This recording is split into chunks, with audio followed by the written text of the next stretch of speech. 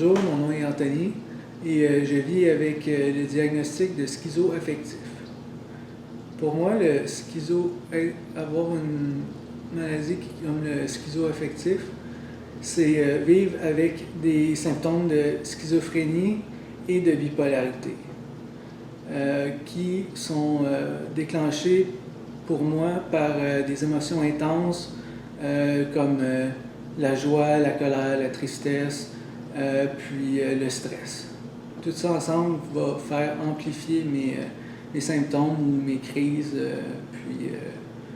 Récemment, je suis bien médicamenté puis suivi, donc ça me permet de me rapprocher de mon rétablissement complet.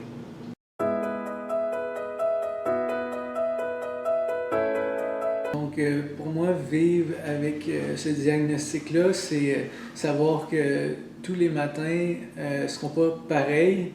Il va y avoir des matins où est-ce que écrire, ça va être un fardeau, dû à la médication qui, un des effets secondaires, c'est les tremblements.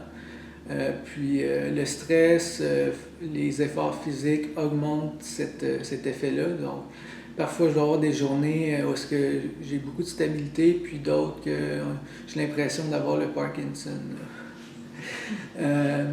Mais à part ça, je dirais que c'est avoir des hauts puis des bas, autant au niveau hallucination auditive, visuelle, ou parfois des moments de folie comme des phases de manie où est-ce que je vais avoir tendance à partir sur des projets ou des idées qui vont me partir vite dans la tête puis qui vont faire que je vais juste penser à ça puis je vais faire des recherches sur ce que je pense au moment là.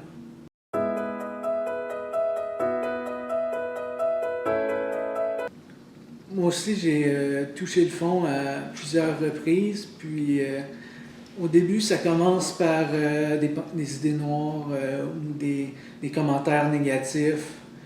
Ensuite de ça, pour moi, ça s'est présenté comme une estime de soi ou une vision de soi détériorée, comme moi, j'avais l'impression que j'étais soit à moitié à vif, soit même des fois squelettique, que je pouvais voir mes os puis tout ça.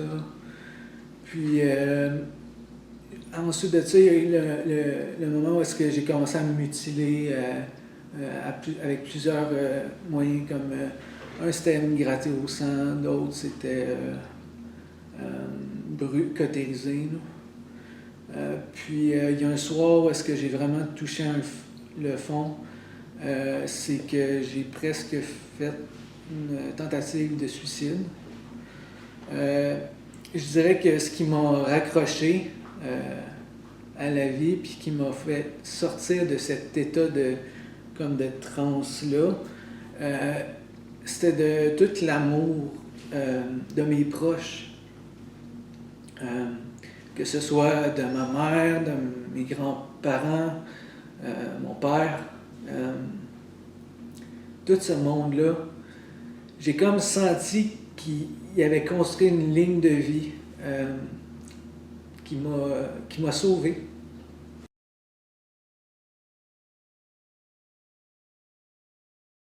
Ce que je conseillerais, c'est d'essayer de trouver ou de bâtir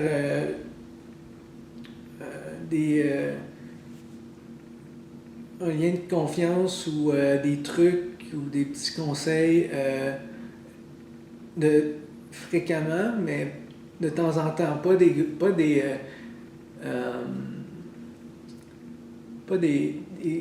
comme... Prends ton temps. De pas trop chercher à pointer la personne du doigt, mais plus la conseiller en lui montrant une direction plus à la place de pointer la personne. Parce que quand on est en état de crise, on n'est pas aussi connecté, puis on est vraiment beaucoup plus dans l'insécurité. Donc, le fait d'avoir des gestes doux, puis ouverts, puis démonstratifs, ça aide beaucoup plus que des gestes de réprimande ou d'agressivité.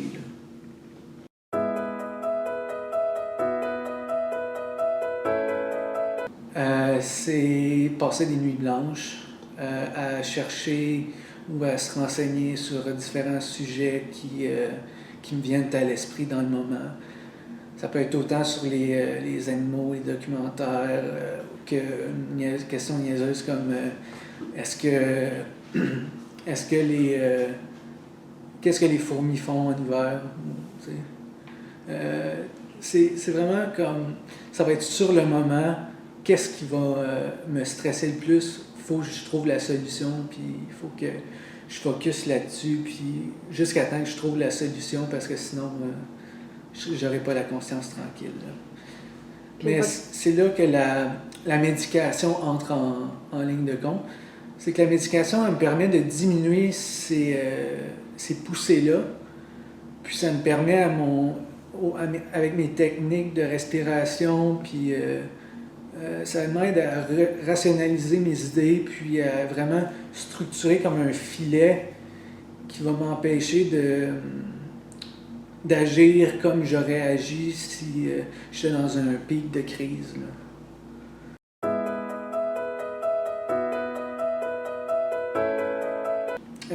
Comme établir un budget, puis le suivre rigoureusement, ça c'est quelque chose qui m'aide pour mes symptômes de manie.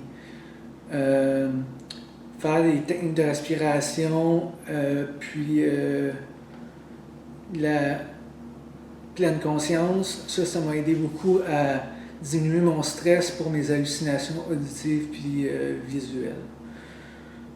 Puis aussi le fait de sortir plus, faire un peu plus d'activités physiques, puis d'entretenir des liens d'amitié, faire des sorties avec des amis, ça m'a permis de mieux englober mes sphères de vie, puis de mieux pouvoir les garder en santé. Le sommeil? Le sommeil, c'est variable, mais c'est stable.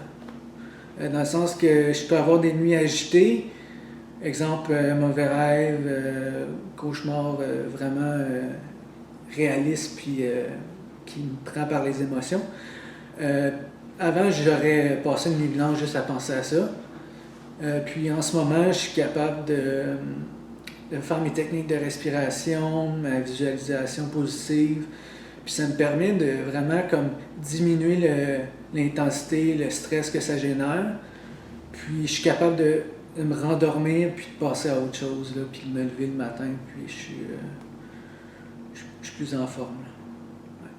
Ce qui m'aide beaucoup, c'est des outils que j'ai acquis au fil du temps avec les différentes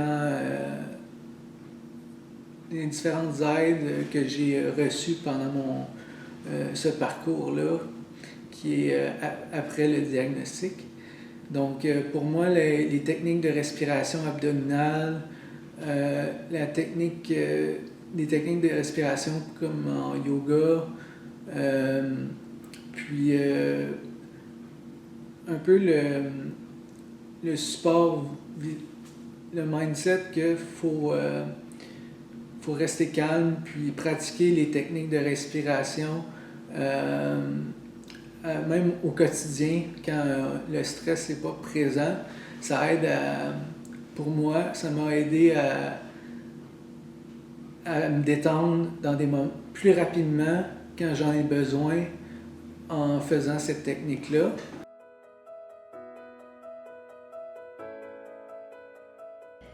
Bonjour, bonsoir à tous. Je m'appelle Caterina Sanchez Chicharet, je suis médecin résident à l'Université de Sherbrooke. Mon parcours en médecine a été peuplé un peu d'incertitudes et finalement j'ai eu je ne sais pas si c'est moi qui ai eu le coup de cœur ou c'est la psychiatrie qui est venue à moi par un curieux hasard, mais je dirais que j'aime ce contact avec les patients, j'aime leur histoire, cette approche où toute conversation peut mener finalement à un lien, puis une relation finalement. J'aime beaucoup de sentir que je peux finalement faire une différence dans la qualité de vie des gens.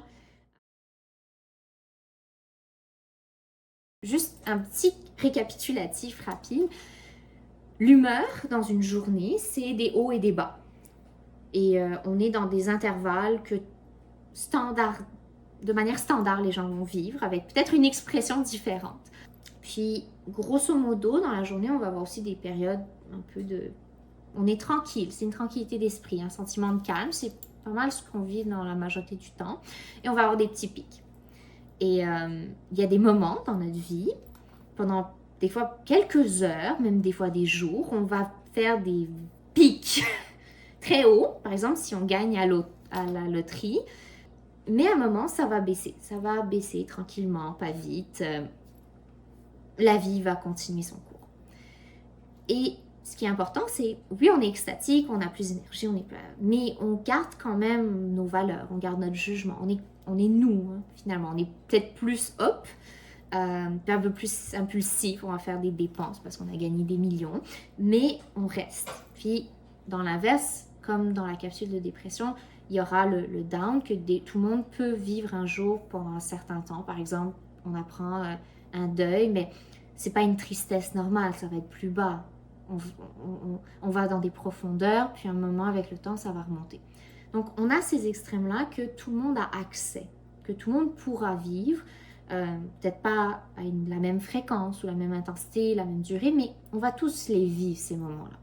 Donc, la manie, c'est aller tout en haut sans qu'il y ait vraiment eu de raison apparente. Des fois, il y a des causes médicales ou des substances qui peuvent induire les épisodes de manie, qu'on appellera des manies secondaires. Mais si on prend une manie primaire, c'est-à-dire qui est due plus à une problématique chimique du cerveau, c'est vraiment ces épisodes-là un peu de débordement d'énergie, la confiance est augmentée, on est quasiment invincible, on est Superman, et devant toute cette énergie, on dort moins, et on est tellement énergique, notre cerveau aussi, donc les idées, elles vont vite dans la tête, et quand on parle, c'est dur à nous suivre, parce qu'on a tellement d'idées, il faut toutes les dire, il faut toutes les faire, donc on fait plein d'activités, on fait plein de choses, et ça va durer des jours. Et c'est un peu là la nuance, ça ne part pas tout seul. Au lieu de descendre, on maintient ou on monte. On dirait qu'on peut toujours aller plus haut, comme si on cherchait l'Everest dans notre tête. Et ces moments-là, c'est ce qu'on appelle un épisode maniaque. On a aussi des maladies psychiatriques qui sont reliées à la manie. Donc, on en a deux qui sont, on va dire, nos principales. C'est sûr que ça peut arriver dans d'autres cas, mais on va se concentrer sur celle-ci. Donc, la première, c'est la maladie affective bipolaire. Donc, la maladie affective bipolaire, c'est surtout avoir eu, on appelle des hypomanies. C'est comme une manie, mais un peu moins sévère. Mais c'est souvent des épisodes maniaques. Et parfois, il y a des gens, ça accompagne aussi de l'autre extrême, la dépression. Donc, c'est pendant plusieurs jours d'affilée, ce sentiment de tristesse très marqué, plus d'envie, la motivation perd, il y a des changements dans l'appétit, le sommeil. Les gens vont s'auto-dévaluer, donc ils ne vont plus vraiment voir de sens à leur vie, des fois même se projeter dans l'avenir, ils peuvent avoir des idées noires. Et il y a une autre maladie fréquente en psychiatrie quand même, où on peut avoir des épisodes maniaques, ça s'appelle le trouble schizoaffectif. Donc, le trouble schizoaffectif, là, vous avez entendu deux mots. Il y a le affectif, on vient de parler de la manie, donc tous les troubles de l'humeur. Et on a la portion schizo qui fait plus référence, en fait, à un tableau psychotique plus proche de ce qu'on voit en schizophrénie. Donc, on va faire deux grandes catégories, donc les interventions non pharmacologiques et les interventions pharmacologiques. Non pharmacologique, ça paraît banal, mais c'est essentiel. On parle des ajustements dans les habitudes de vie. Donc là, habitudes de vie, on parle de consommation, on parle de sommeil, de nutrition, de routine de vie, de sociabilité, d'activité. Je veux dire, entre les deux, l'hybride, c'est les thérapies. Donc, une grande partie de nos patients, on va leur proposer, selon aussi leur motivation, les choses qu'ils veulent travailler. Ensuite, on a évidemment le soutien émotionnel, thérapeutique. Et là, je vais rentrer tous mes précieux collègues, donc en équipe multidisciplinaire, mais on va avoir de l'aide parfois au niveau du logement, au niveau du travail, donc au niveau du fonctionnement, ça peut être plus les travailleurs sociaux, au niveau du fonctionnement de tous les jours, ça peut être l'ergothérapeute. Si on a des problématiques physiques, de mobilité, la physio, on va avoir le personnel infirmier, les intervenants, les psychoéducateurs, les thérapeutes, les psychologues, bref, les autres médecins qui vont nous accompagner avec d'autres pathologies. Et finalement, on a les interventions pharmacologiques. Donc, en gros, ça peut être, des fois, on va mettre un stabilisateur de l'humeur. Donc, on a c'est une classe de médicaments où, en fait, le but, c'est de stabiliser l'humeur de la personne pour pas aller dans les pics, finalement, les extrêmes, donc la manie et la dépression. Et il peut y avoir plein d'autres médicaments. Il n'y a pas de recette pour les patients. Donc, un des premiers, c'est pour la maladie affective bipolaire, c'est que les personnes peuvent se contrôler, que finalement ils peuvent gérer leurs émotions, leur humeur. C'est faux, la maladie mentale est bien réelle, même si elle ne se voit pas. Donc, c'est dans notre cerveau, nos neurones ne sont pas collés ensemble. Donc, les neurones, c'est les cellules du cerveau. Et en fait, ils ont un petit espace entre les deux. Donc, au lieu de se coller, ils sont séparés. Et donc, le message, pour se rendre du neurone A au neurone B, ils vont traverser cet espace-là en message chimique, puis redevenir un message électrique. Et pour le moment, la grande majorité du temps, la maladie mentale est concentrée sur cet espace-là chimique qui est déréglé. Donc, le message, au lieu de se transmettre tel quel, il change. Et ça dérègle. Donc, c'est une maladie neurocognitive et mentale, chronique, bien réelle. Puis, c'est pas en ayant des pensées positives qu'on va être capable de le gérer. Ça demande une prise en charge pour aider la personne. Un autre mythe qu'on a dans la maladie affective bipolaire, c'est soit la personne elle est triste et contente, soit triste, contente, puis on dirait qu'il n'y a jamais de milieu, là. Les changements d'humeur causés par la maladie affective bipolaire, ça existe sur un large spectre, donc une large gamme d'émotions et aussi une gamme de symptômes. Donc, ils ne font pas des 180 degrés toute la journée ou toutes les semaines ou mois. Des fois, ils vont avoir des épisodes juste de calme qu'on appelle être euthymique, ce calme, ce sentiment de bien-être, de tranquillité d'esprit que j'avais mentionné tout à l'heure. Autre mythe qui existe, c'est la manie. On parle plus, on est plus social, on dort moins, qui aimerait pas moins dormir. Ça a l'air cool. Sur papier, ça a l'air cool. Ça semble être un avantage, puis en fait, c'est souvent mal compris parce que on va souvent présenter la manie dans des émissions, un peu comme soit le fou, mais soit le génie qui a soudainement l'idée, puis là, il écrit partout sur les murs, puis il va découvrir l'indice crucial ou l'invention du siècle. La réalité, en fait, c'est que beaucoup de personnes en maladie affective bipolaire, des fois, vont vouloir ces états-là parce que c'est des bons états. Ils ne voient pas le problème parce qu'en fait, une partie des maladies mentales, pas tout le monde, ça va être difficile de se rendre compte qu'on est malade. Parce que la maladie nous enlève cette capacité parfois. Puis c'est revigorant, je veux dire. On sent bien quand on a plus d'estime. En revanche, oui, la personne est plus intense, productive et vivante, mais en fait, c'est très déstabilisant. C'est très épuisant. Ces épisodes-là peuvent durer sans traitement ou prise en charge des heures, des mois, et tu roules pas vraiment. Puis la manie, c'est pas comme la loterie. Quand tu gagnes à la loterie où tu restes quand même toi-même, tu es peut-être juste un peu plus high. La manie, c'est que tu perds qui tu es un peu dans le passage. tu perds ces valeurs-là qui te sont chères, les responsabilités que tu as. Donc, ça a des conséquences vraiment à long terme qui sont dommageables. Les grandes catastrophes qui peuvent arriver, ben, c'est dans tes activités, mais dans des projets, ben, vu que tu es impulsif, ben, peut-être tu vas les rater, tu peux causer des conséquences comme ça peut perdre ton emploi, tes économies, parce que tu as eu une idée, tu as voulu la financer, mais ça n'a pas mené à quelque chose.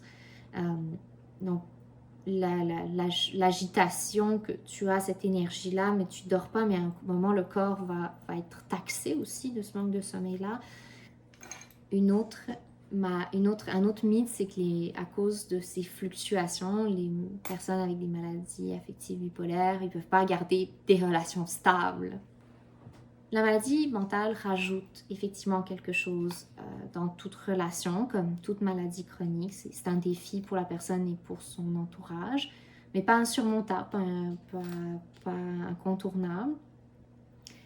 Ça demande peut-être plus de communication, une compréhension des signes, une compréhension de la maladie, mais on peut tout à fait cultiver des relations, s'adapter à tout ce qui se présente à nous. C'est pas un enjeu ou un obstacle.